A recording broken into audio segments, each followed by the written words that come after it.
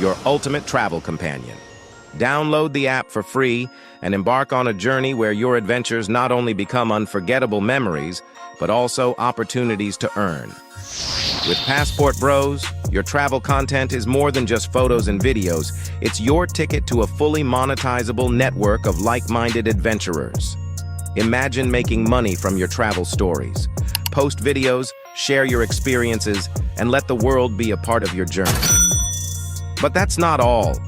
Connect with travelers from around the globe, join co-ed groups, and make lasting friendships, perhaps even with foreign women who share your passion for exploration. And here's the best part. Store your earnings securely in your Passport Bros wallet. No hassle, no worries.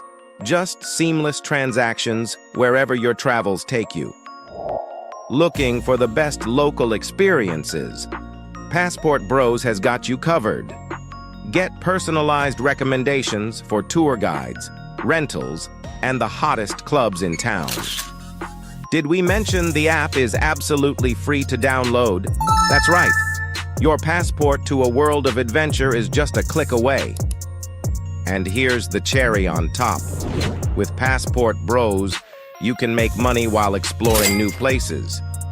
Turn your passion for travel into a source of income, right from your mobile device. So what are you waiting for? Download Passport Bros now, share your journey, connect with fellow explorers, and let the adventure begin. Download now on the App Store and Google Play.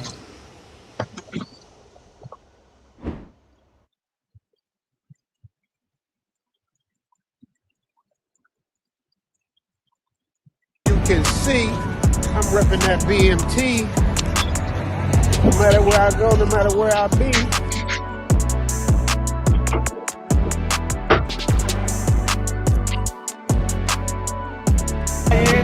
Some of them seats in, some of the front kicks in, and I'm still cooling, I'm still cool, I ain't busting sweat. That's what it is. Yoga, Passport Bros. Passport Bros up.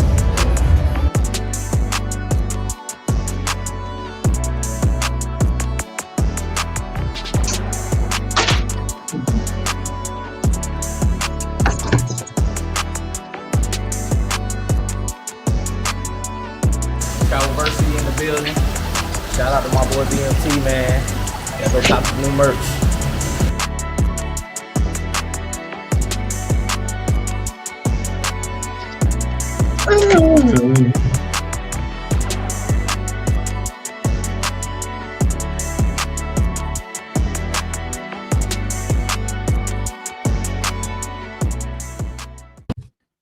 All right, family, we are live. Welcome to another show. Happy Friday the 13th.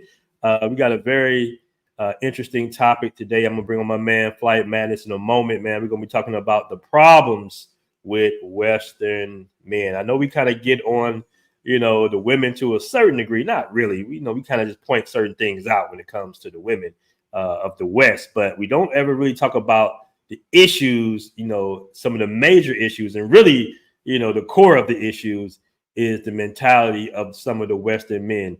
And we need to talk about this because we don't want them going overseas, claiming they passport bros and injecting their Western morals into, foreign societies, basically, foreign culture, man. That's what we don't want. I see a lot of guys going to Medellin, hosting hip hop events, which is okay to a certain degree, man. But it's just, I get kind of tired of us trying to bring our dysfunctional culture, things that we know don't work, to other societies. And I know a lot of guys that are passport bros. I kind of want to leave that behind.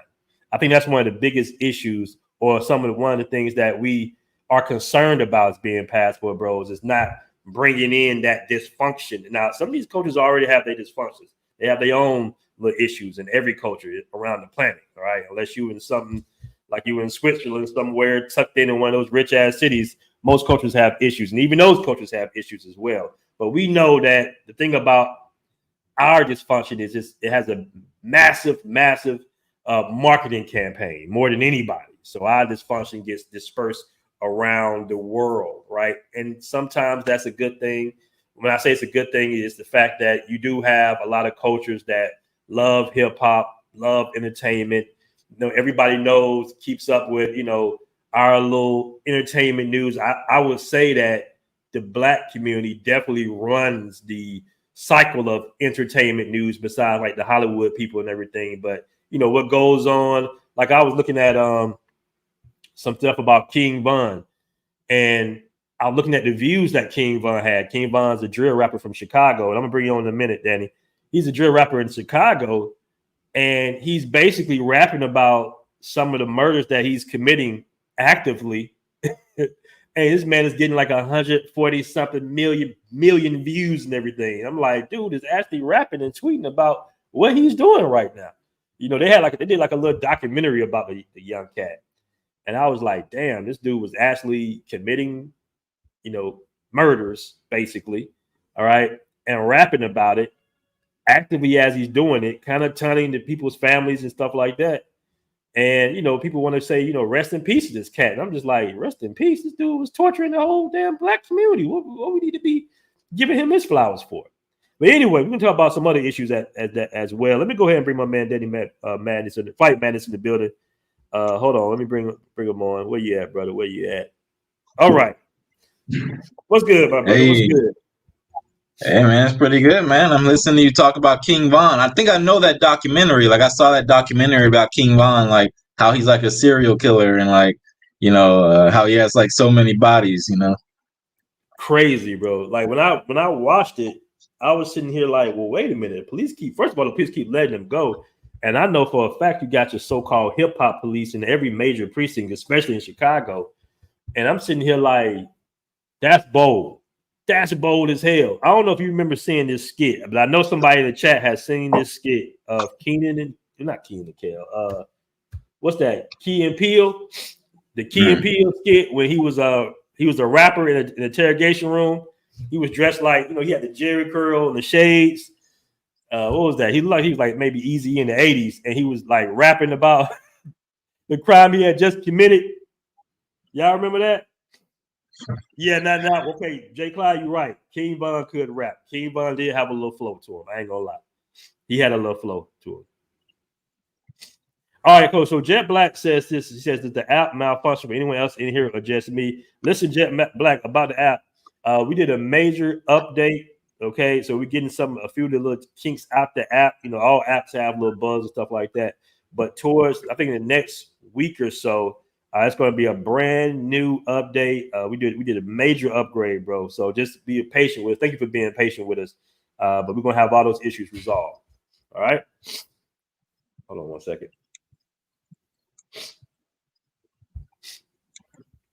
Okay, I'm back. But yeah, Jay Clyde, you're right. King Von could flow. King Von, he did have a little flow. I'm not gonna lie to you. Matter of fact, I heard about him, and this is the crazy thing about the media. I actually heard about him before I even heard him rap. Before I even heard the songs, I was hearing, about him because he was in Atlanta. Matter of fact, I think he got killed in Atlanta. Yeah, I think he got killed. Like, and the guy said it was self-defense who did it. Like King Von, he was like a good storyteller. Like I really liked the way he's telling stories. Yeah, he's telling the truth, but yeah, I guess you want to say it's a story. Yeah, a little bit too real. Keeping it too real. He actually bled out. The police let him bleed out. Well, yeah, they let him. You reap what you sow. You live by the sword, you die by the sword, man. You live by the gun, you die by the gun, bro. And they let that man sit there. He could have survived. I think he was shot, maybe once or twice. He could have survived, but the police was holding things up, man. And they let that man just kind of bleed out, sitting right there in the back of an SUV. Yeah. You reap what you sow, man. You reap what you sow. Dusty McDust. All right, Dusty McDust says, I agree. I don't go to any of those hip hop parties. I'm trying to get away from ghetto culture when I'm down there. I don't even understand going there wanting to eat chicken and waffles.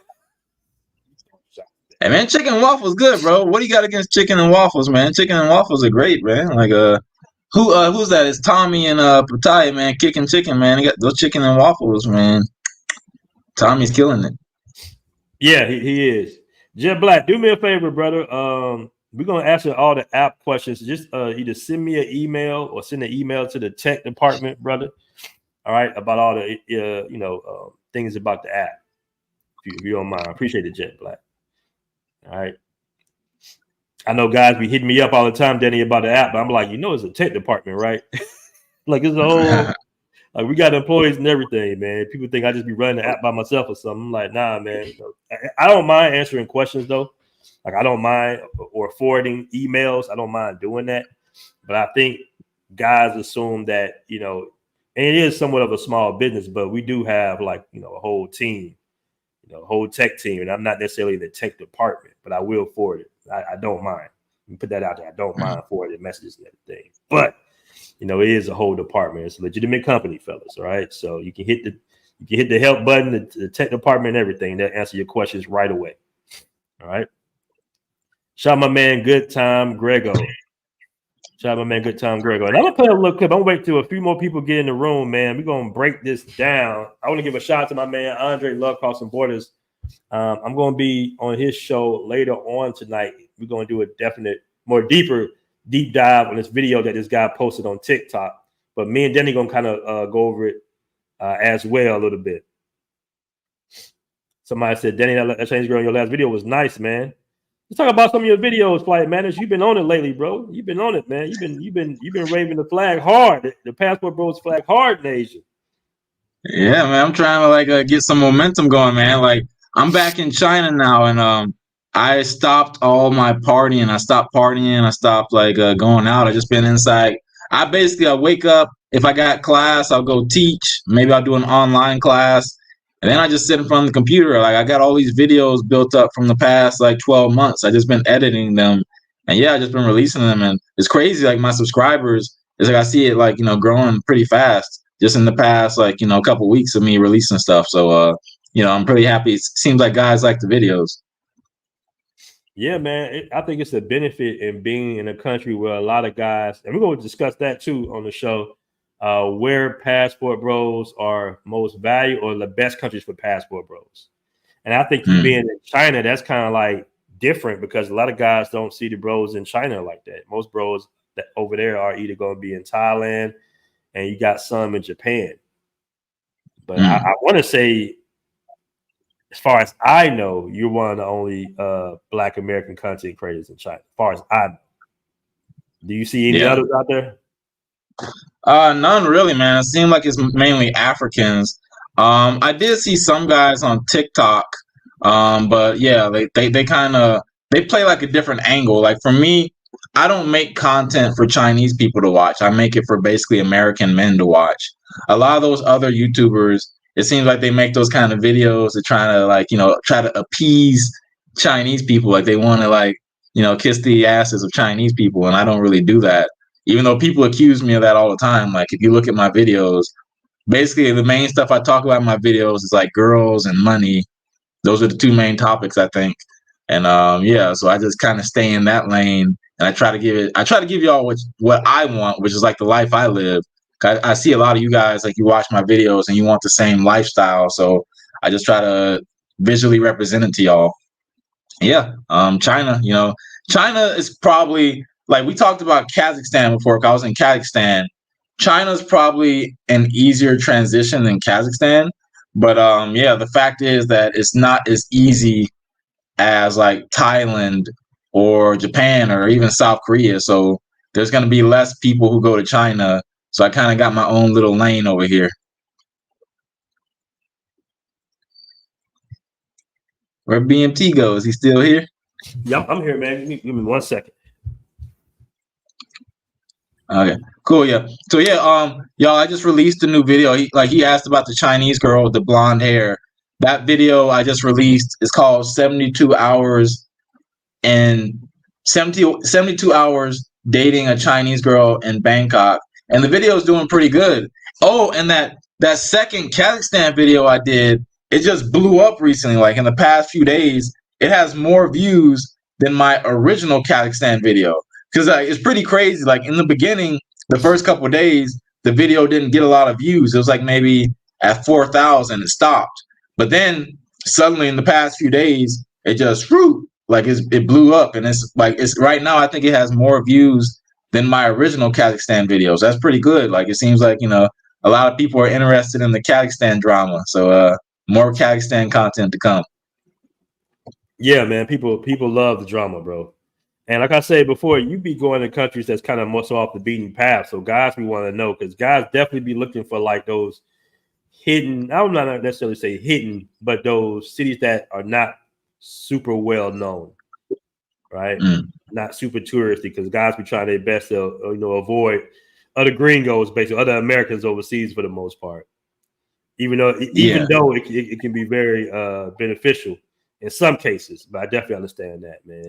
But I know in your videos, man, you have been kind of criticizing to a certain degree, and I have my other criticisms for guys being overseas, but you've been kind of critical of some of the guys and their selection of women. Like what do you think? Your last video, you were saying that guys were what now? Was it just black men or just Western men in general? It is Western men in general, but yeah, mainly black men, right? So it's like it seems like whenever I see on the internet, you see some girl who's like, "Oh, I only date black men," or it seems like a lot of times like those women are usually pretty overweight. It's like I don't know why it is. Like it seems like the women who say they prefer black men and they don't want to date other types of men. Usually those types of women are kind of chunky, and I think there are a lot of African guys. Cause African guys, like they love big women, like they don't care, like they'll smash big, whatever. Like they don't. It seems like a lot of African guys don't. Like if she's like a non-black woman, and it doesn't matter how big she is, a lot of guys will still smash.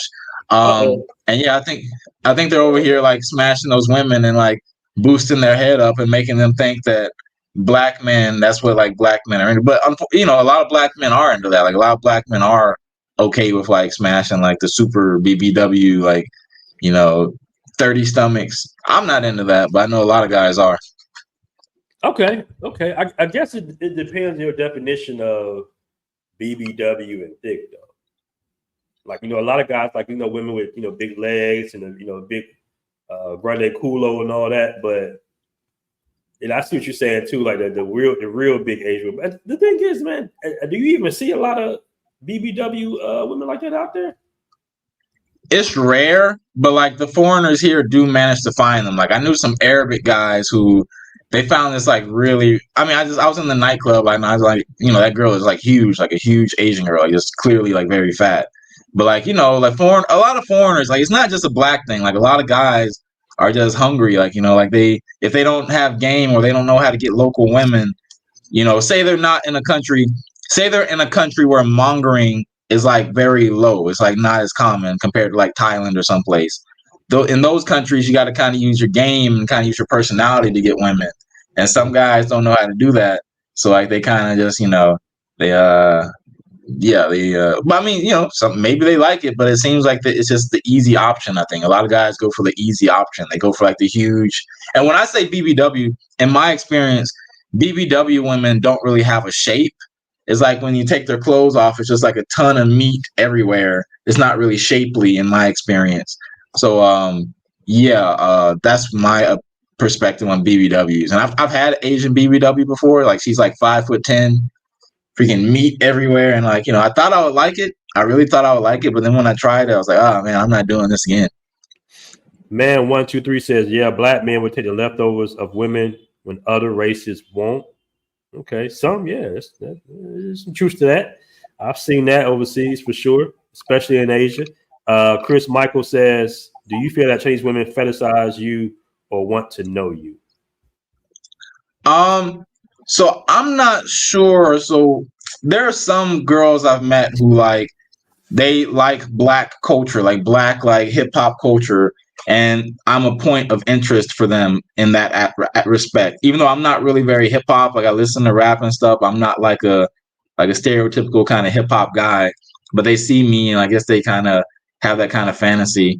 But I think generally the women that I hook up with, they aren't on that. They aren't on that kind of that fetish thing. I think they genuinely just like they want like a relationship with me, and I don't really use blackness, like my blackness, to like get women. But there are types of women who like me being black. You know, like in China, I told you guys, in China, like they love hip hop. Oh, Kanye. Kanye is going to be in China tomorrow on the 15th. So Kanye West is performing in China this week.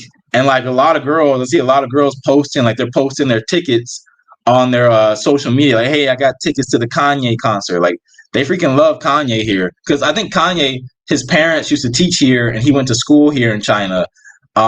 And yeah, Chinese people, they just love Kanye West, and he's having a concert out there in Hainan province. For you guys who saw one of my recent videos with the blonde girl, we were in like a beach area of China, and that area is like the Hainan province. And they're just the Kanye's having his concert out there. So a lot of girls I know are flying out there this week to go to Kanye West concert. So there you go.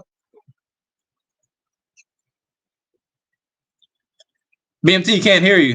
Your sound is off. Gotcha. It's J. Clyde says dating fat chicks isn't a preference, it's laziness. Shout out to my man J. Clyde coming in with the smoke. No more peace with J. Clyde. Shout out to J. Clyde. Jet Black says my East African wife noticed years ago that African American women and West African men had to be in shape to date BBWs. Okay. All right. I mean, look, if we're talking about like dating outside your race, here's the thing, guys. I think for almost every race of men, dating outside your race is usually easier, except for Asian men. I think for Asian men, and by Asian, I mean like Chinese, Japanese, and Indian. I think for those guys, dating outside your race is probably more difficult. But for pretty much every other type of man, dating outside your race is usually easier. So for me, if I'm able to get like a 6 with a black girl, I should be able to hit at least around a 7 if I try to date outside my race, because I have that kind of exotic factor. And that's basically what I've observed. I could be wrong, but it seems like interracial dating usually allows you to hit above your pay grade in a lot of situations. You know what's crazy, man? It's almost like, I understand what you're saying, but I think that just dating a different, race of person, like I give you a prime example. I can break this down easier. Say I'm dating just a Dominican chick, a chica, right? Now, in my eyes, she's a solid 8.5, 9. But here in the DR, she's a 6 or 7. So what we think that is just, oh man, she's a dime, she's gorgeous, she's beautiful. In actuality, she's just a little slightly above, average. But because, like I said, to our eyes, and I think the same thing applies on the other end, on the other spectrum, because you do have women that, like something different. They like learning, different things, they want to get put on with different music, different artists, different food.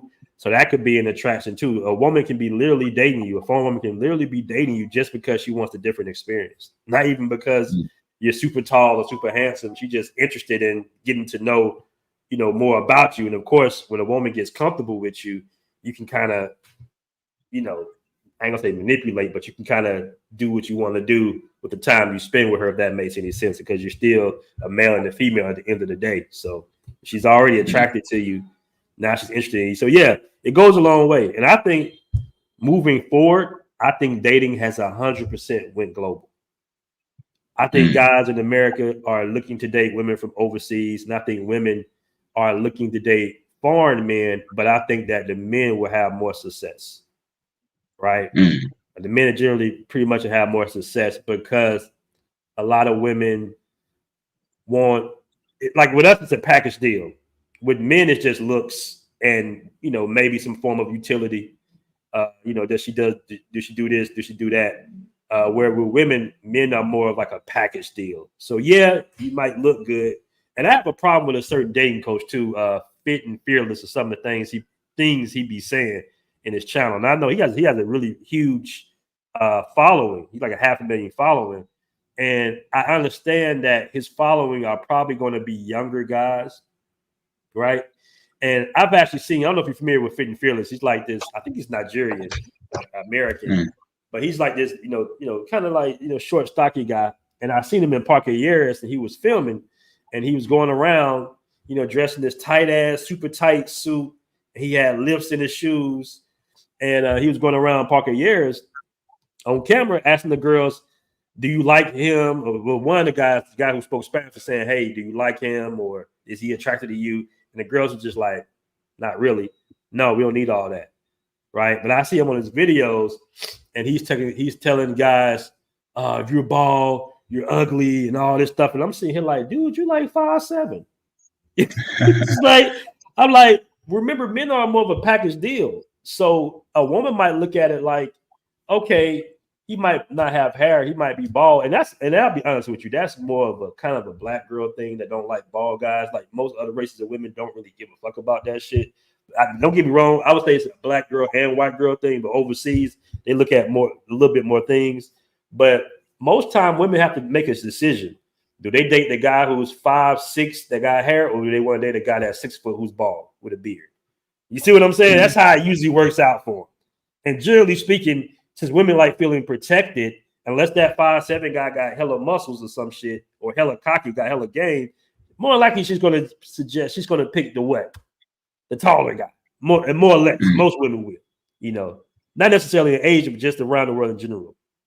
So anyways, that's the issue I have with that fit and fearless guy. Because I'm sitting here like, bro, you know, you're really talking about surface level attraction. And that's cool to discuss in general. Surface level, meaning surface level attraction is like cold approaching, meeting girls in clubs, meeting girls off, you know, cold approaching and kind of talking your way into it. That's one game, but it's also a whole nother game. You know what I'm saying? If you are, let's just say this.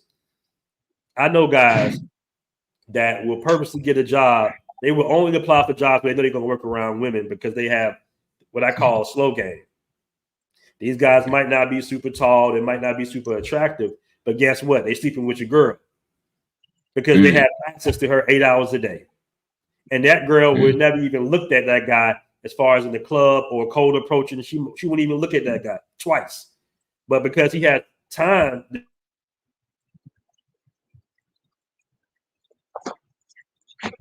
Did BMT's internet go out? Oh, snap. Oh, yeah, but BMT was talking about the slow game. Yeah, I was thinking about that. So you guys might not know this. If you're trying to use slow game to get girls, or you're trying to find a job to like put yourself around women, being a yoga instructor, apparently yoga instructors get a lot of booty, y'all. Like, you know, personal trainers, they all have that kind of reputation, but yoga instructors, BMT, I was just telling them about yoga instructors, how like they also like they get to run that slow game around women. Like they get to be in kind of an intimate position with women multiple times a week. I remember being in LA Fitness and going in a sauna, and it was this personal trainer in there, and he was always kind of just brag and boast about the women he was sleeping with that he was training, right? And I see it here in the DR at the gym in the DR at the Smart Fit. I can just, because men know what other men are up to. Like we can detect, and women kind of have an intuition too, but they love the attention so much they might overlook it. But I'm telling you right now, if your woman has a personal trainer, because technically speaking, you would think that if a woman really wanted to get in shape and she wanted to have this nice ass, badass bod, a smart person would say, let me find somebody, my body around my height, around my body type. You know what I'm saying? And let me see what they're doing. For instance, if I see a guy that's like around my build and everything, around my height, I'd be like, damn, what's your workout routine? I know genetics and age matter, but just in general, that's what I would, you know, ask him, you know, what type of workouts you do for your midsection and all your arms and all that. And women should, technically speaking, they should get a woman that's around, you know, a female, because she can tell them, hey, this is what I do. But they want the attention from men so badly that they even pay for it, the attention from men. And I see the trainers in the, you know, the little Dominican guys, and I see the little smiles and the little smirks and the little flirtation. I'm just like, this shit worldwide. Like, this shit worldwide. And women are so just damn deceptive. I remember telling one chick, I was like, nah, I don't really like my wife or my main girl having a male personal trainer. Excuse me. Don't be insecure, Aaron. Don't be just going to the deception right away, the deception and manipulation right away. I'm just sitting here like, man, come on. I'm not new to this. I'm not new to this. But let me catch a super chat real quick about Endless Wayfarer 09 $10 super chat, man. I really appreciate that.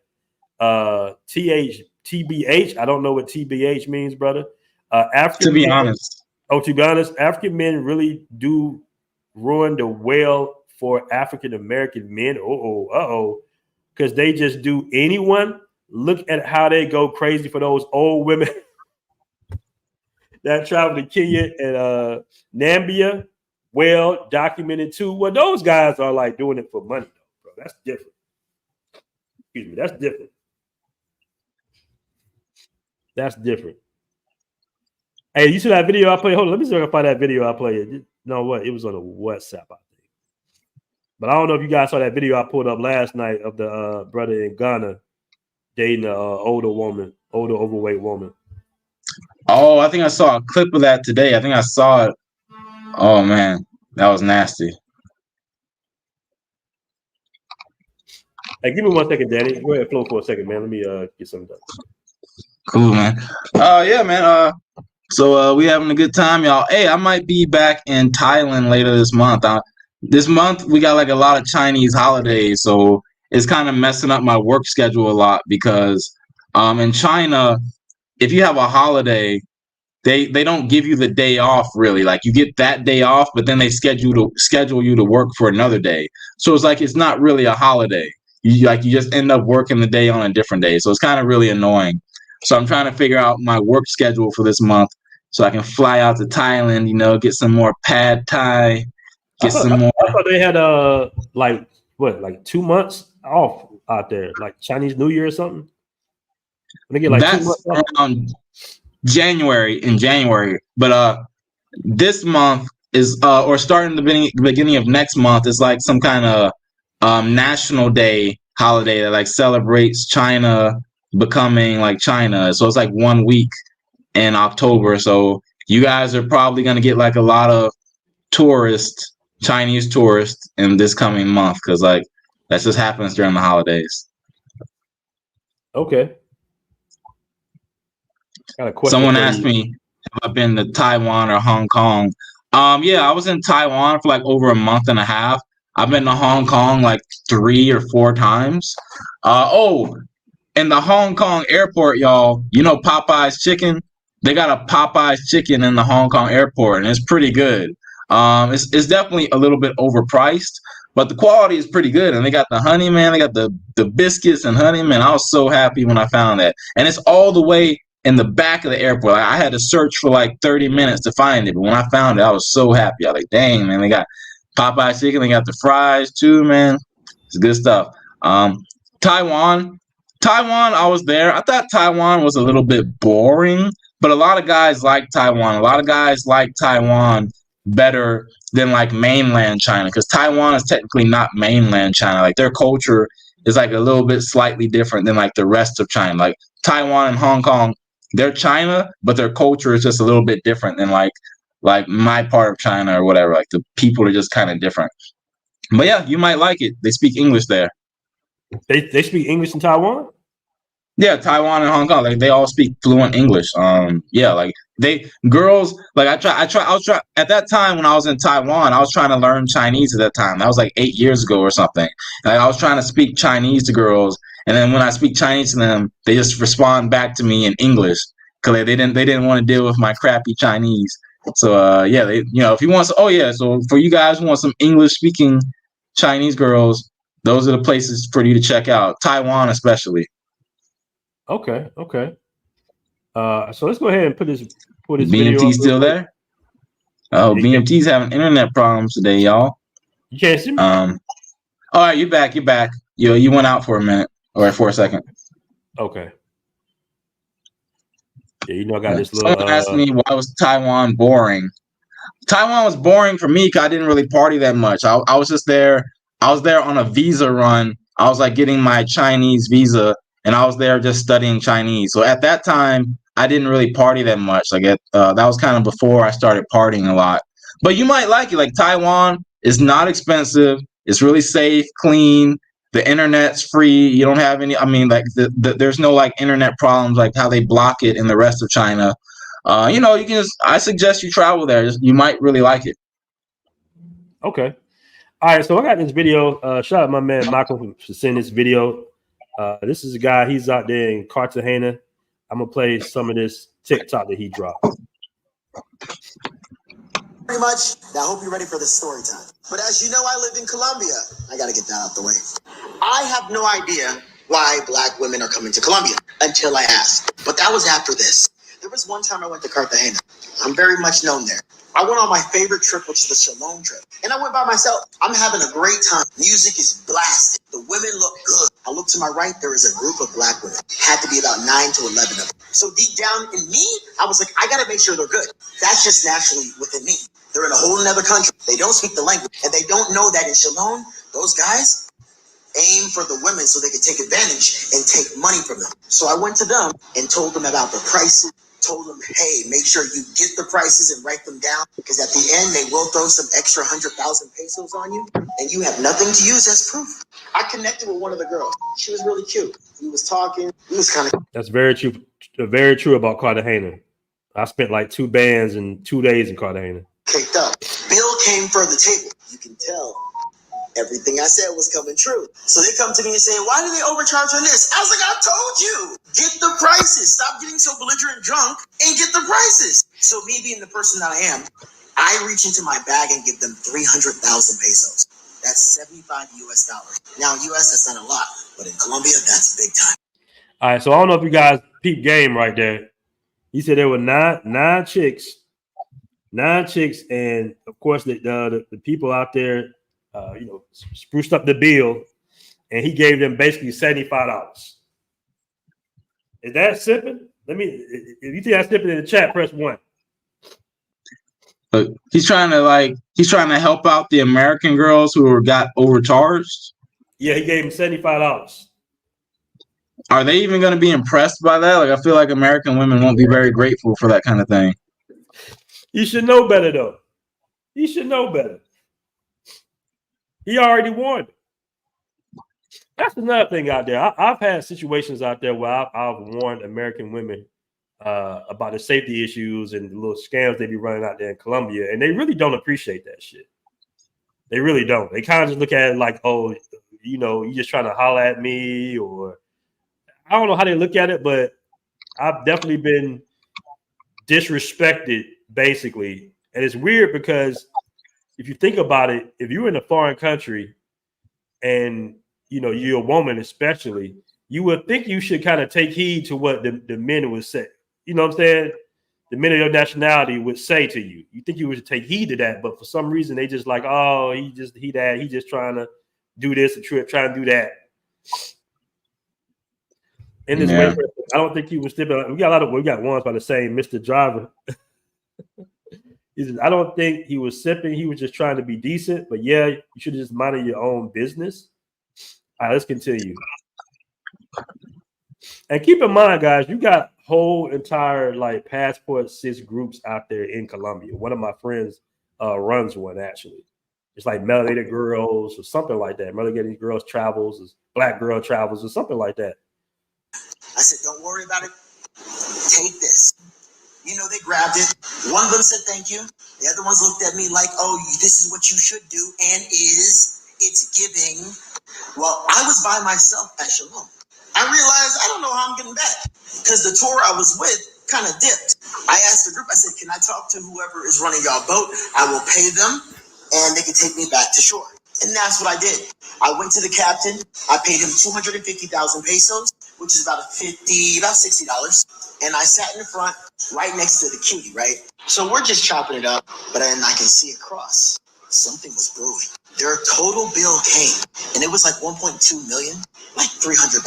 And I'm just sitting up there by myself, and I noticed the men are in the back, but I'm the only man in the front. One of the girls starts looking at me. She said, why are you here?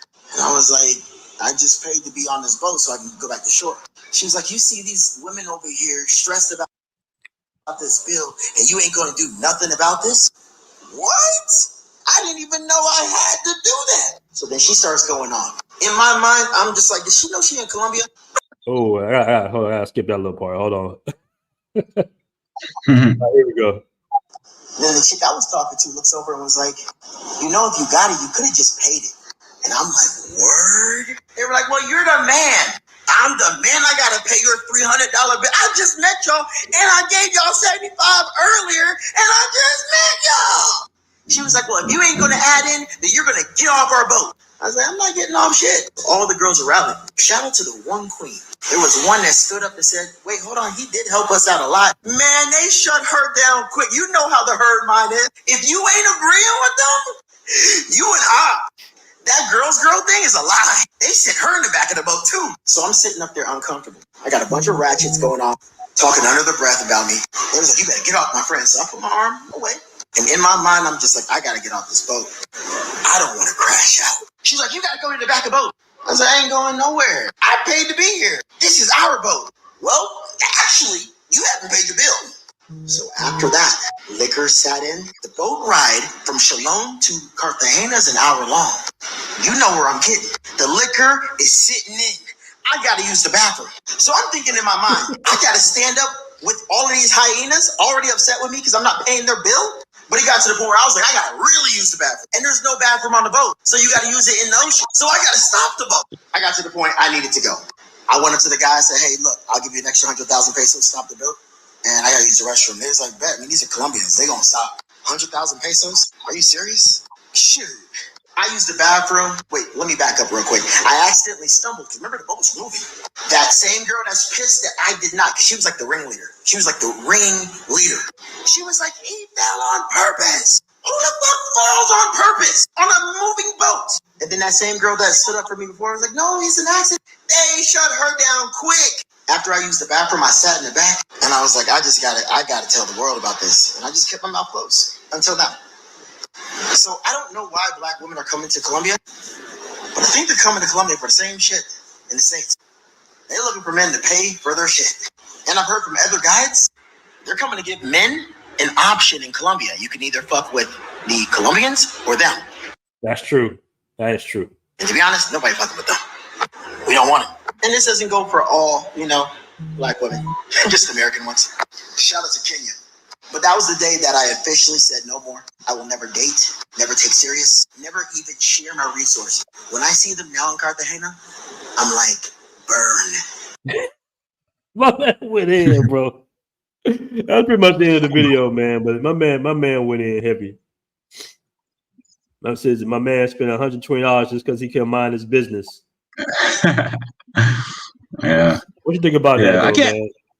I can't relate, y'all, because I don't really see groups of black women coming over to Asia besides like the African women here. So like, I haven't really had many experiences with black American women. But when I was in Thailand, Pattaya, I did come across like a pretty loudmouth black woman when I was at Tommy's Kicking Chicken. She was like talking about some kind of crap. I don't know, but she was talking loud. And yeah, I don't know, y'all. Like, yeah, I guess some guys. Cause look, we talked about this before when I had my issue in Kazakhstan, right? Like some men, they want to like protect their women, right? So you feel like I'm black, she's black, I should take care of black women, but unfortunately, it doesn't seem to be appreciated by them. And you still might. They don't see you as it doesn't seem like it increases their respect for you. So yeah, I mean, I understand where guy might have been coming from. Like maybe he was just trying to be a good guy and help him out, like help his fellow sister out. But they might not reciprocate. Yeah, man, that's it's funny, man, because I've been in situations like that as well. Actually, now the sisters I met were actually pretty cool. So it's kind of hit and miss, but it has been times I've been in Colombia and hey, what's up? How you doing? And she just give me like the cold shoulder or the fade. I remember one time we had this party and, these sisters showed up to this party we had. It was in like this really nice hotel, real lush. It was real nice, man. It was like a millionaire hotel, marble everything, jacuzzis in each room, everything, big screen TVs, full bar, open bar, all that stuff. And I guess the girls assumed that we knew everybody in there, but it was a party, so people were coming kind of in and out. And I noticed the sister, she was like taking drinks from a guy behind the bar that wasn't a bartender. And the way the guy was making the drinks is he was taking the drink, like taking the cup, and he was going like kind of like to the back and then bringing it back out. And we all know in Medellin, that's a big no-no, right? and nobody know really who this guy was. So I'm trying to tell the sister, I'm like, hey, I don't think y'all would drink that if I was you. I don't know who this guy is. And she just kind of faded me, right? She just kind of faded me. And I'm like, oh, okay. And then her friend came up to me and she was just like, what'd you say to her? And I was like, oh, I was telling her, we don't know everybody in this party. I know y'all think that it's like a cool Black American party in Colombia, but we didn't throw it for that. We just kind of open the doors and let people come through. So we don't know everybody at this party. And she's like, oh, damn. So I need to start. We shouldn't drink. I'm like, yeah, you can drink, but just, like I said, I don't know who that guy is. Like, drink from the actual bartenders. You shouldn't have an issue, but I don't know who that guy is giving that girl drinks. Make a long story short, Danny, her friend goes with some Venezuelan dude, gets smashed in the bathroom, right? Because she's drunk. Venezuelan dude comes out laughing, giggling, coming around all the back in because I knew him. He was one of my dudes. Came back around us, dapping each other up and everything. Didn't even walk her out to them out or anything. Like he just smashed in the bathroom. Of course, the girl was drunk. And I'm like, doing the walking shame. Everybody kind of looking at her. We just like, you know what I'm saying? Like, how embarrassing. Like, how slutty. They just mess with a random Venezuelan dude, get slutted out in a random bathroom, and he doesn't even want to walk you out. Like, come on, man. So I've been in different little similar situations like that where I've tried to assist or help out, but then I find myself like, okay, let me, they're not initiating any type of conversation or they're not really trying to talk. So let me just kind of pull it back a little bit, right? Because we are overseas. So shout out to Lawrence's Mr. Ferris. When will you do a lot of talk about deadbeat dads? Okay, it's concerning that you have never addressed neither held any members of your community or content creators accountable. I have no idea about that, Lawrence. I'm not in everybody's personal business like that. I don't know anything about that, bro. Like, you know what? Hey, in order to join the passport, bros, we gotta make sure you up on your child support, brother. Like, come on, man. We're gonna do all that. And if you're back on child support, I think don't they take your passport or something like I know there's probably some guys who probably try to escape America like child support, but I think that's kind of illegal. Like they'll like take your passport if you're backed up on child support or something. Like they make it difficult for you to travel. So I'm not sure how common a problem this is. Like I don't really hear guys talking about this. I think it's a certain like troll YouTubers that be trolling guys. They think every Black dude is a deadbeat dad, bro. Right, Ashley. I have no idea what that has to do with BMT. For me, I don't have no idea. That's crazy. I don't even have any children, bro. So that's crazy that you even bring that up. But I've been having a lot of trolls lately, man. It is what it is, bro. But do you ever come across? I know you said. Now, one thing I will say about Thailand, there is a Facebook group, and you guys can join it if you want, called Brothers and Sisters in Thailand. And the sisters in that group are really cool. And I've met them in person in Thailand back in the Maju Bar days with my man Dante when he had the Maju Bar. And they were all cool. One thing I will say about any sister you run to in Thailand is it's a possibility. Not all. They're going to be trying to rip your clothes off, bro. Because they're not getting it in. Hell yeah. Thailand ain't going to mess with them. At all. Mm-hmm. Not at all. Like it's not even. They say it's some type of social law that they can't even mess with Black women like that out there. So their options are going to be European guys and other American Black guys. That's what it is. Yeah. Oh, have you ever seen that in Asia? Have you ever seen a Black woman with an Asian guy? It's rare, y'all. Like it's like the Black woman has to be really hot. Like she can't be overweight. Like she needs to be like in really good shape. Good skin, good hair. I haven't really seen it. I can tell you right now, he definitely ain't taking it to the family. I can tell you that right now. Mm-hmm. If anything, it's going to be transactional or just like a hookup, a random hookup. Yeah, he's not going to take it home because these Asian women they don't really want their Asian men dating out like that. They accept it more if it's like a white woman or something, but. The moms are not going to accept that shit, man. I mean, I don't know how much like the women care. 'Cause, like women, I don't know. Like I've never heard women trying to be protective like the way that men are. Like men really get offended when they see a woman dating outside their race. But I think Man, bro. No, I've seen it in my own two eyes, bro. The women, the major women, do not accept that shit from their sons about dating other women. They really okay, don't. maybe like the mother and stuff. But in general, it seems like black women aren't really attracted to Asian men. It's like a mutual non-attraction. It's like Asian men aren't really attracted to black women, and black women aren't attracted to Asian men. It just seems like they don't really link up unless it's like a special circumstance. Basically. Yeah. But yeah, it's definitely not common, y'all. But yeah, like the older white guys, when I'm in Pattaya, those older white guys, like they love like some either like the black women, the African women, the dark skinned Thai women. Those are the guys I see. They be like spending money on those kind of, they want darker skinned women. It seems like it's a preference for the older men in Pattaya anyway. So yeah. All right, hold on. Let me see if I can find this. Let me play this clip real quick. Hold on. So this Asian dude brought his black girlfriend. This is in the States, I believe. Let me see if I can find this. This video went viral a few years ago, actually. Let me see this. Hold on, that's the wrong one. This one right here. And he kind of just pulled up with his black girlfriend.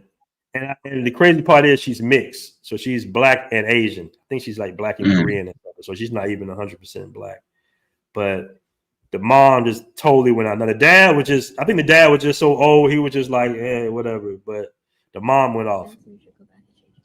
Hold on. Fine, if you're not getting in, I'm going in.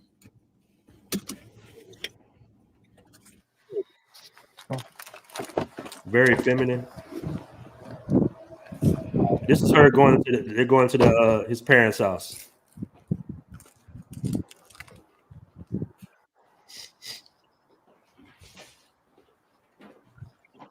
Hello. How are you? 와, 엄마 아빠가 내 여자친구가 만나기 싫어가지고 들어왔어. So they didn't want to meet her in the first place.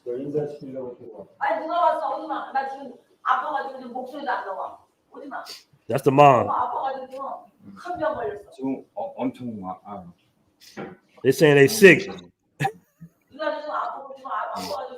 전부 다들 지금 독감에 걸려가지고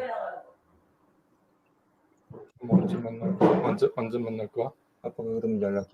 언제? So at least they're trying to be nice about it. She said, hold on. Yeah, that ain't America. Hold on. If it's the same woman,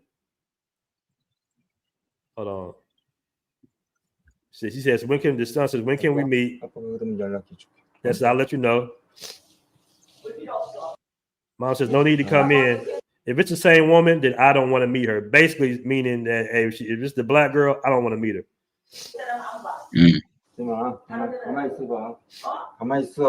Obviously, they don't have the food, and none of them sick. You can marry a much better woman. 아빠가 저기 정리해서 연락해. 이렇게 억지로 저거 하는 거.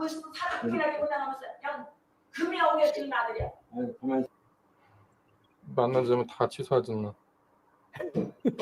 그러면 아빠하고 저기 정리를 해. The crazy is she's mixed. She's black and Korean, I believe. 가지고 너하고 나하고 이렇게 부수기르지 말고 좀 많이 그렇게 하고.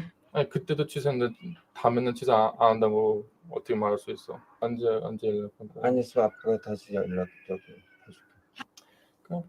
오케이. 이게 저기 하면은 all right, that's enough of that. So as you can see, the little Korean mom wouldn't even meet the woman, and she's Blasian, by the way. Yeah, man. It's a cold world out there, y'all. Like they come to America, they want to come to the land of the free, but then like when they they might not. I don't know. You know how it is, y'all. Like they like some aspects, so they enjoy it, but then they don't like other aspects of the country. So Facts. That's facts. Have you had any issues, dating out there, being, black and everything? Honestly, not really. Like if it's an issue, then the girl just won't talk to me. Like there are some girls who like they only want to date inside their race, and like in order for you to date them, you got to be like super super like high up in some kind of aspect. But a lot of girls. But honestly, man, I haven't really had that issue. Like when I first came to China, I couldn't speak Chinese. That was an issue because some girls don't speak English. But yeah, I never really got the vibe that there are definitely girls who like they prefer white skin or Asian and they don't want to date a black guy. There definitely are girls like that, but it wasn't like such a big issue for me to where like, oh man, like I'm not getting any girls because I'm black, man. It's like I never really had that big of an issue. I could always get girls if I put in enough effort. Yeah. Nice. Okay. All right, let's see what the chat comment saying right there. Azrael says, that's the old generation. The new generation don't think like that as much. Yeah, he's right. Old people are usually more racist, y'all. It's like I think that's how it is in almost every country, right? It's like old people they grew up in this kind of they didn't grow up in diversity or like this internet stuff where we grow up and we see different stuff. Like a lot of people have like now in the age of the internet, they have this kind of grass is greener on the other side thing. So even when I'm in Kazakhstan and I talk to girls or something, they're like, oh, I want to go to America. I want to go somewhere else. Like every country I go to, it's like people want to go somewhere else because they think the grass is greener somewhere else. So yeah, it's like I think younger people especially, they want that kind of diversity if they can't afford it. It's usually like the poor people, like the guys in Kazakhstan who try to cock block me. Those guys probably don't have any money or they can't get any women. So of course they don't want, me flying over there, like getting any women. So yeah. Interesting. It's funny, man, because you see a lot of women that want to go to America. In some cases, everybody wants to go to America really for economic opportunity more than anything. But some women look at it like the liberalness and the ability kind of to do what you want to do as well without any type of societal restraints. Basically mean they can kind of hold out and not be shamed for it like they would in their country. That's basically that's one of the reasons. We got my girl Zed always trolling in the building. Oh yeah, I want to answer her question. She gave a good question. Danny, do you think you are attractive? Okay, so this is pretty. I don't know if that's a good question for all men's chat, but go ahead. Okay, I mean, like guys, I'm just gonna throw it out there. Like in some countries, you're gonna be considered more attractive than other countries. That's how it is. So it depends on the social situation, the economic situation, etc. Some countries, guys who look like you and guys with your kind of features are going to be considered more attractive than other countries. So, for example, in Kazakhstan, it definitely seems like a lot of girls there, they like black guys. And like Kazakhstan is Asia. But if you listen to like the media they say, oh, like Asians don't like blacks. But really, it depends on the country. And it just depends on the situation, the culture, etc.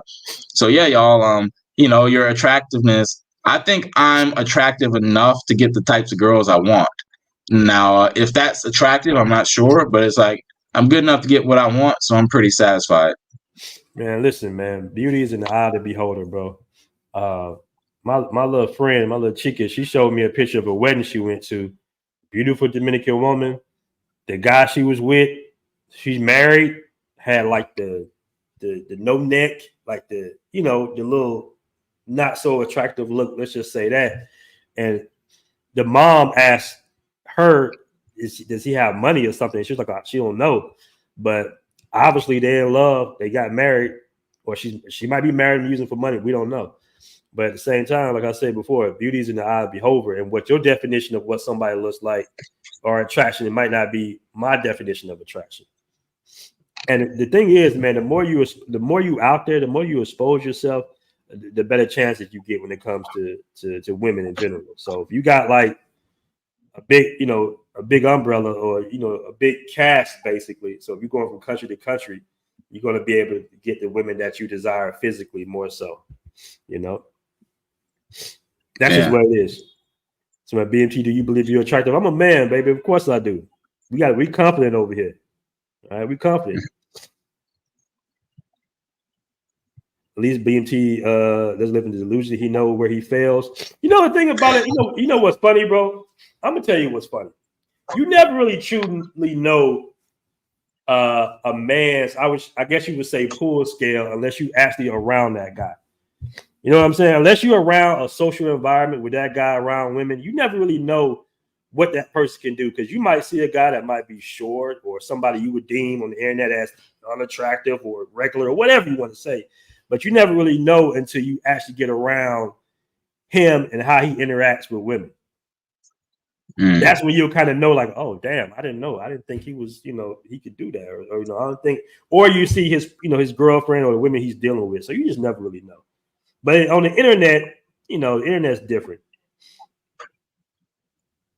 Internet's different. And plus, guys, we get older, man. We're not even trying to be out there like we used to. I don't think when you get older, you really have less to prove. When you in your early 40s, man, it's just like, bro, listen, I had my heyday, man. Like, the early 2000s, mid 2000s, I was smashing everything moving. Not saying me personally, but you get older, you just like, that shit was a waste of time. But the thing about being black and a black man coming from the black community, whereas white men look at alpha males and success as the barometer of that, meaning, they're looking at the Jeff Bezos and Mark Zuckerberg, Elon Musk. In our community, we're supposed to technically look up to guys like the players, like, oh, did you get this woman? How many women you slept with? I slept with more women than you have, bro. I'm a player. I'm a match. I'll match you. I'll take your girl type shit. Luckily, we're growing past that. Yeah. Like for me, going out to a club, sleeping with a beautiful woman that I just met, that does nothing for me no more. Been there, done that, bro. It does nothing for me in my 40s. It's zero. Because in all likelihood, she's just out there. It wasn't really nothing I said that was magical. She wasn't super overly attractive to me, anything like that. She just wanted to just give it up. She just wanted to have fun. That'd be the issue. Yeah, definitely. Like the lust, like the factor, like I used to be really excited when I would go to the club and I would get like a hot chick, and now it's just kind of normal. It's like, especially if you're over here, like, like I said earlier, like if you're in the places where like $50 can get you some action, it's just it's not. I don't know about that. Yeah. we gotta watch that talk, man. Yeah. But have you seen your boy Asho Speed out there in Thailand? Oh, I saw he was in Thailand. He was having a good time. I Show Speed, it seems like he does like a lot of staged stuff. It's like he does stuff for controversy. Like it's like, like he crashed his car or something, et cetera, et cetera. It's all like staged. None of it's real. You don't think that was real? I saw something. I didn't look in the details, but I know like he does like a lot of staged stuff. Like there was like something where, I didn't know she was a lady boy type thing, and like they knew like it's like controversy. That's how he got big. That's what these celebrities do. They stir up fake drama and controversy. Right, because I just don't understand how you crash a little tut when the guy is basically a hand down there on the brake. Let me see if I can pull that up real quick.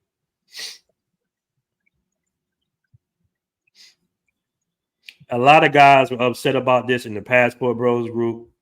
Also the app as well. Yeah. Oh shit! Wait. To me, he could have either hopped out or at least stopped it. I mean, obviously, you gotta know where the brake is at. I'm pretty sure the brake is going to be up there or somewhere. Wait, hold on! Stop! Oh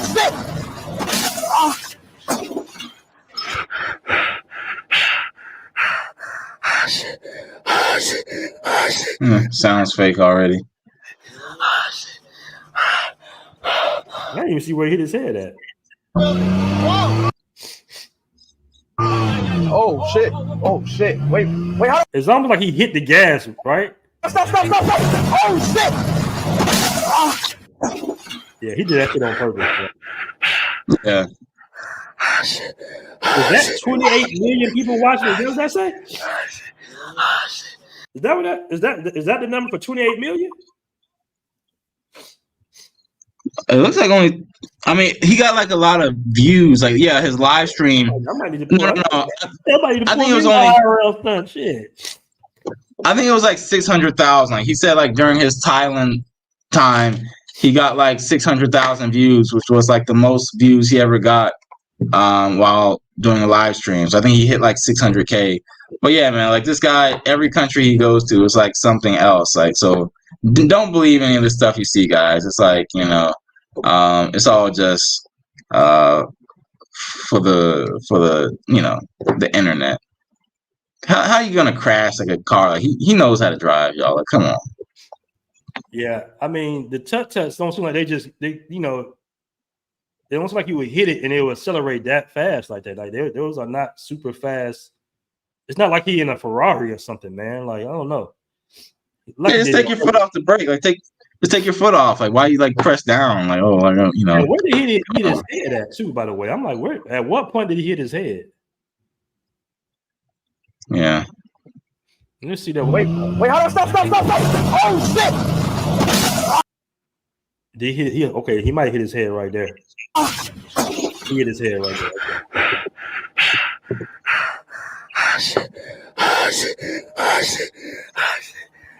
Yeah, he's just an actor. He's an actor, y'all.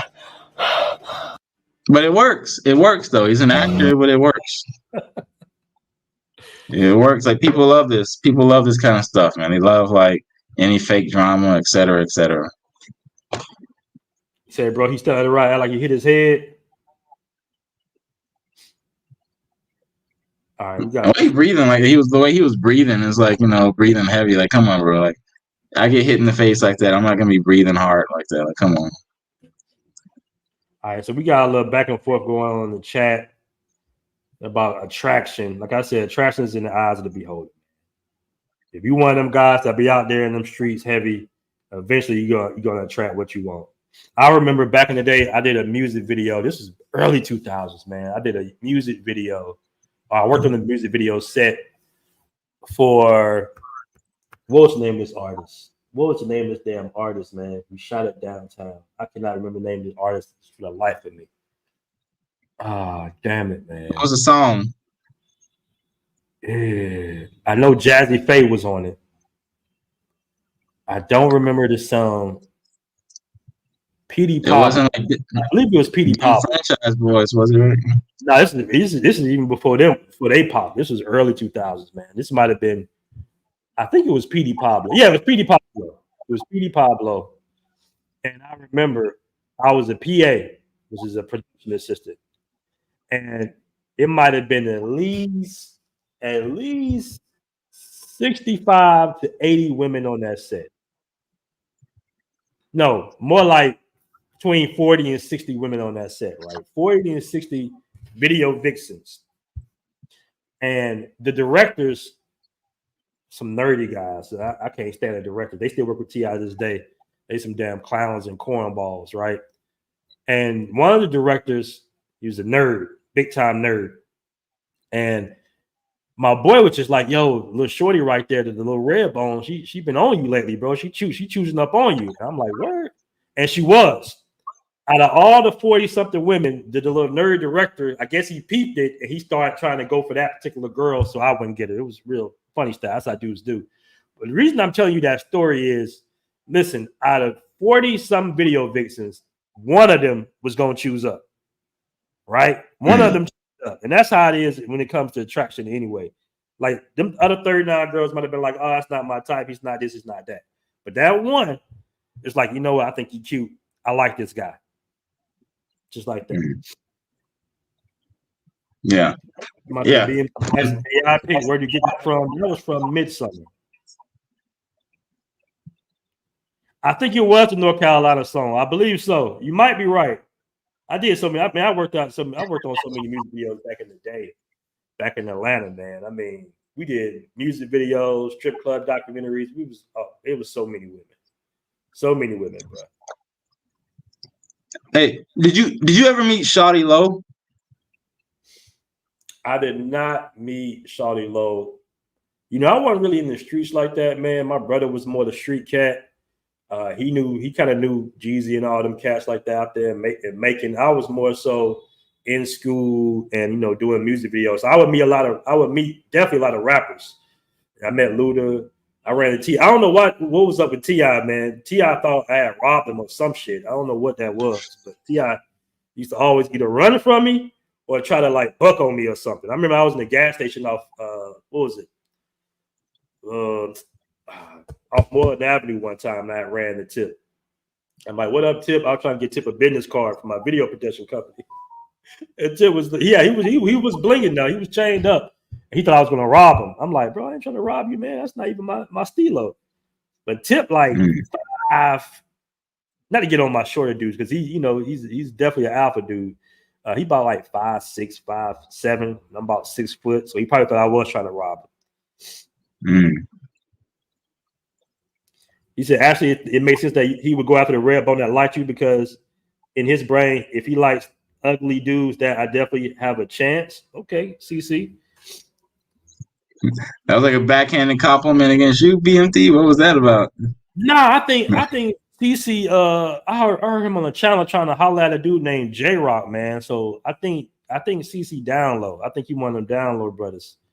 So he looks at men through the eyes of the other attraction, basically. You know what I mean? So I think he's like one of them down low brothers. They had like I think J Rock recorded him trying to holler at him or some shit.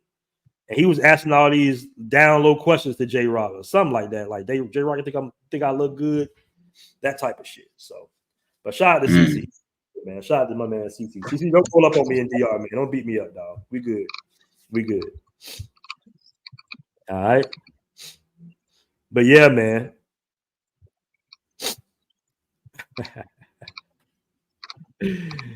Yeah. All right, let me bring my bro Azrael up, man. What's good, bro? Hey, what's going on, man? What's going on with you guys? It's people in the chat asking these DDS questions, man. Like, you think you cute? You think I'm cute? It sounds like he trying to, what he say? He wants you to party with him, maybe Caribbean Casanova. Yeah. You might want it, but you got to tell him no. Shout out to Cat Williams. Hey! I never went to a Diddy party, bro. I never went to a Diddy party. I went to a BMF party, but never Diddy party. I can imagine. But yeah, here's the thing. I think with most generations, and I'm not saying it's you take your good with your bad. I think the older generations of Asian people, like, they're really just caught up in their own ways of doing things.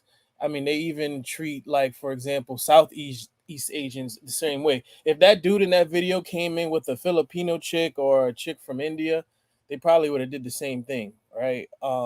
Even if it was a Chinese or a Japanese chick, right? That's more of an older thing.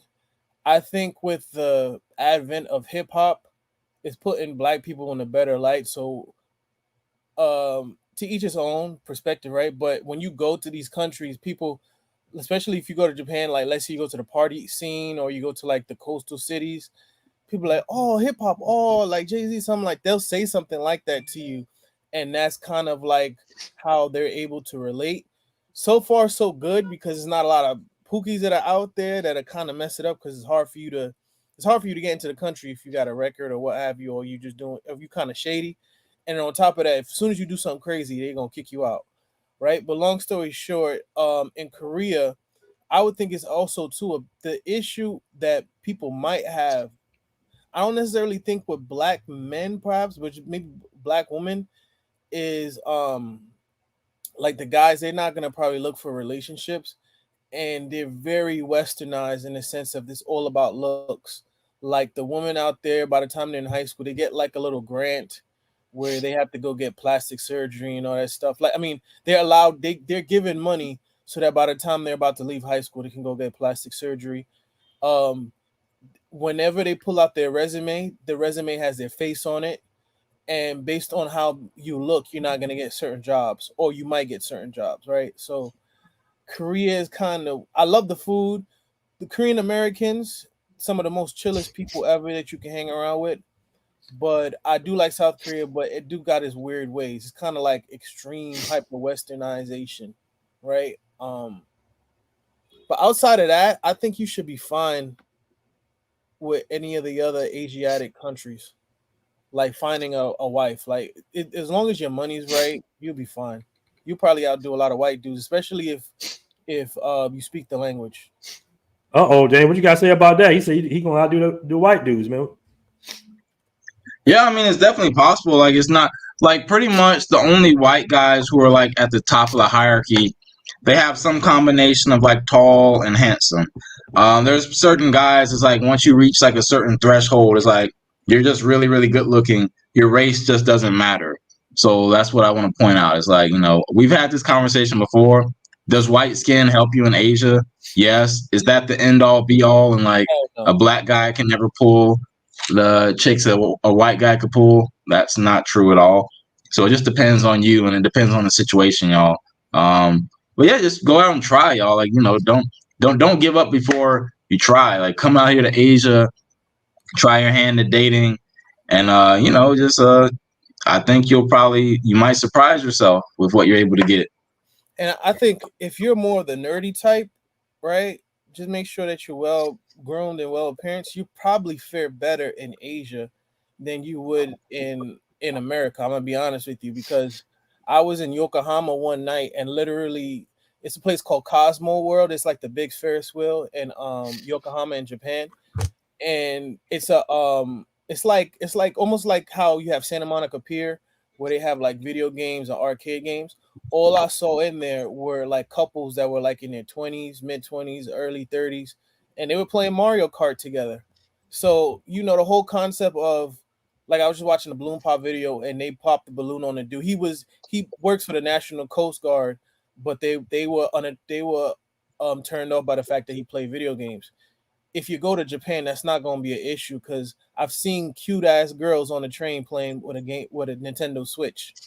So you might be better off if you're a nerdy black dude or you're more on the intellectual side.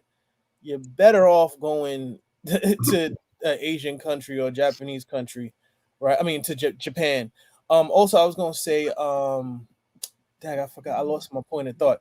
But here's the thing: when I went there, a lot of the white dudes there didn't speak Japanese. I was the one that spoke more Japanese than them, right? So to me, I fared better. Like, I took more pictures with girls. I was able to speak to more women there. Only 30% of the women there, only 30% of the people in Japan actually speak English, right? A lot of times, the further far you go outside of Tokyo, they've never probably seen a black person only on television or on YouTube, right? So the fact that you have that going for you as a black person, as a black man, and if you carry yourself well, and then on top of that you speak the language, that's gonna intrigue. I've been like in parks just chilling, and girls walk past me, and then I'll be like, "Konbanwa, genki desu ka?" And they all start laughing, like giggling and whatnot, right? And then we just have a full-on blown conversation, just off of the fact that I knew how to like say hello, how are you, how's your day going, right? That's impressive to them. And a lot of white guys, they might come over, not to say all, but they're gonna come over there saying, "Okay, I'm white, I can just pull." No, not necessarily. And if you do pull, it's not gonna be a quality. Most of the time, it's not gonna be a quality chick, especially if you go outside of Tokyo. If you go into Tokyo, you're gonna meet a city girl. She might be a little fast or what have you, a girl that like to party all the time.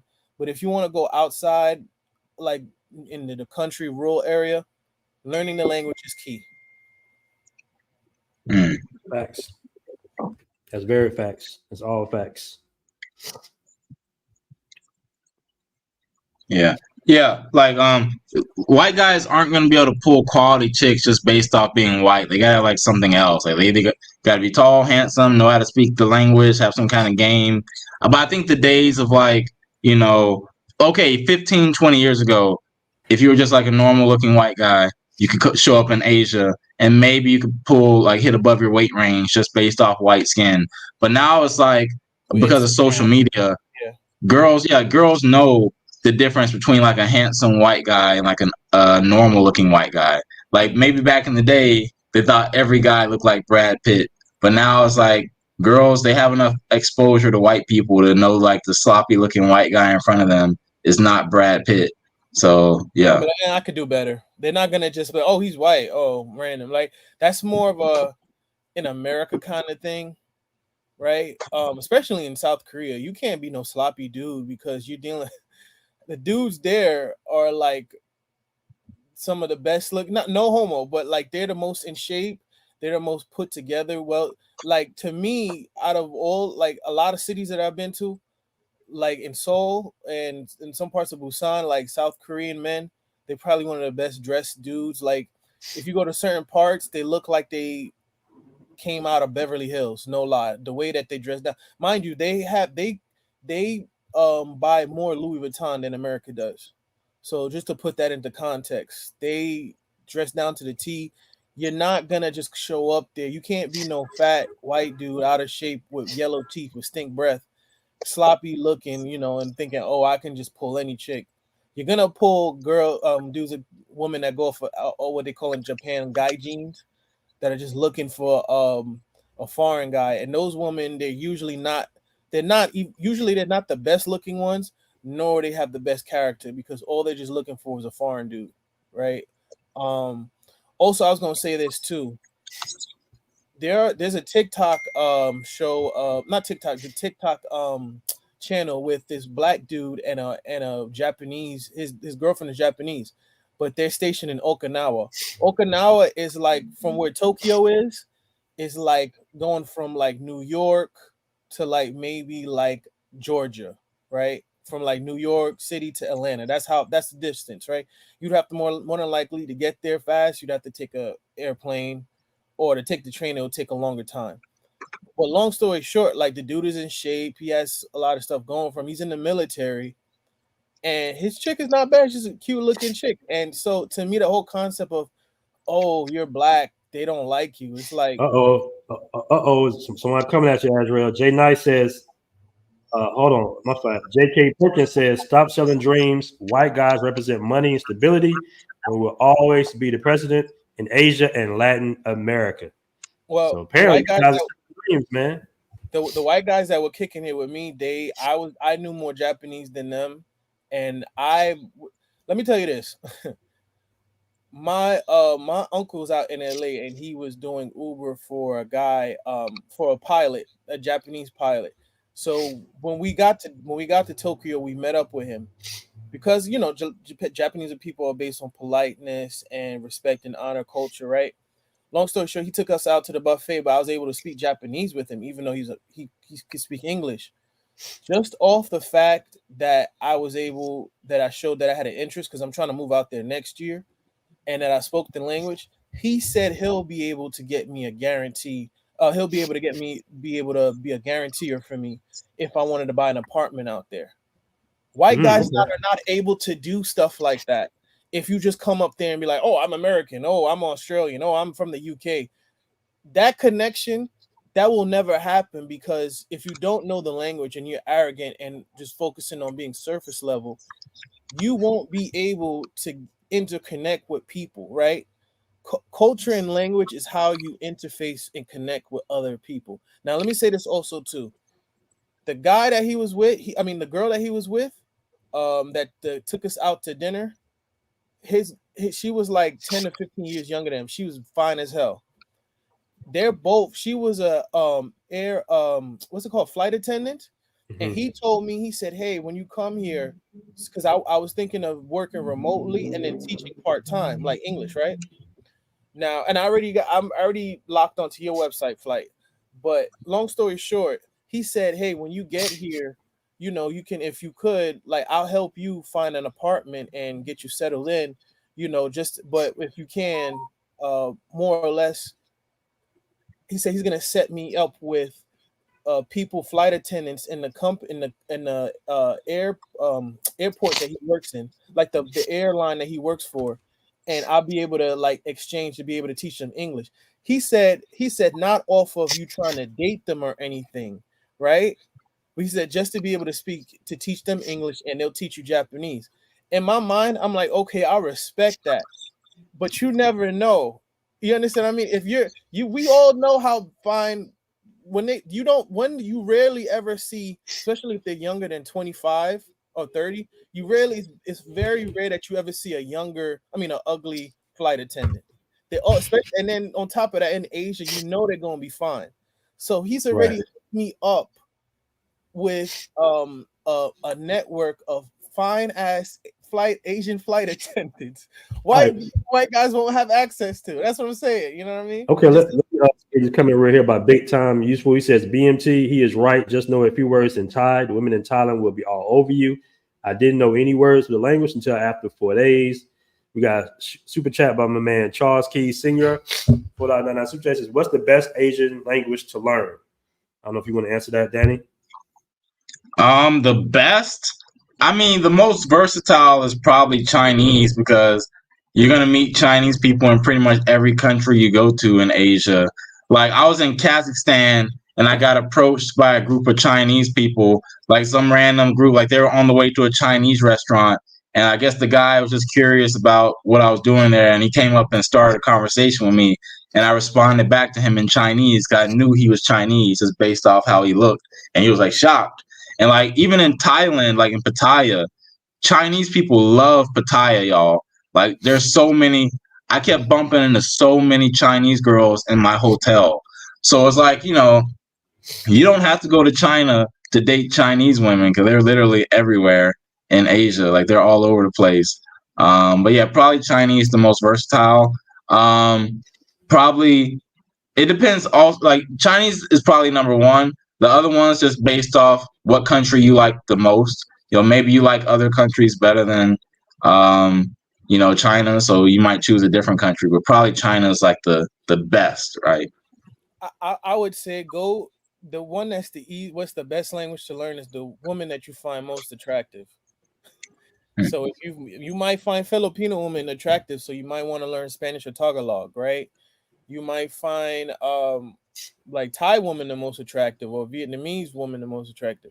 It's depending on what do you find, what kind of woman that you interact with that me personally, like I would say, okay, I can see myself with any Asian chick, but if I wanted to, I would like to raise my children in Japan, like ideally. So like, okay, it makes sense to learn like Japanese or what have you, right? Korean as well too. You can't beat that, because a lot of times a Japanese person might know Korean, or a Korean person might know Japanese, so it could work for your favor. It's like from what like Fukuoka is like a 2-hour ferry ride from Busan in South Korea. So like, it depends on what you like. It depends on what kind of woman you're going for. Facts. Okay. Facts. Yeah. Agreed. All right, guys. I would just want to say shout out to Danny though, because Chinese to learn Mandarin is supremely hard. It's like one of the top 3 languages that's very difficult to learn. Between German and Arabic is really difficult, because I know based off of like wherever province you from, dialect changes. So yeah, man. Chinese is cool, man. Thanks, man. I really like languages. I'm not good at languages. I just like languages a lot. It's just a really good hobby for me. Like I'm learning Thai right now. And I'm planning on improving my Russian. I studied Russian for like a year and a half, and now that I want to go back to Kazakhstan, I need to like get my Russian back to conversational. But yeah, I think if you guys put in the effort, y'all, like you can be like above the rest. Like if you're a guy who's speaking like the language, you can get the attention of the room, because it's pretty rare. Like especially in these countries where like Thailand, where a lot of foreigners do not want to learn Thai. Even in China, like if you can like do that, man, you'll be like, you'll be head and shoulders above the rest, I think. But we'll see. But I honestly believe it. In my experience, if you can speak the language, it puts you at another level. Right. And then think about it. You're not dealing with West. You're not the more you know the language, the more opportunity that you have to not deal with a westernized version of Asian woman, right? And that's kind of what you want to go for too. Mm-hmm. That applies everywhere actually, because once they start learning English and start soaking in some of the English, media, they started to switch it up. All right, guys. But once again, man, I appreciate everybody on the panel. Shout out to you, Azrael, Fight Madness, man. It's been another great show. We are out of here, fam. Peace. See ya.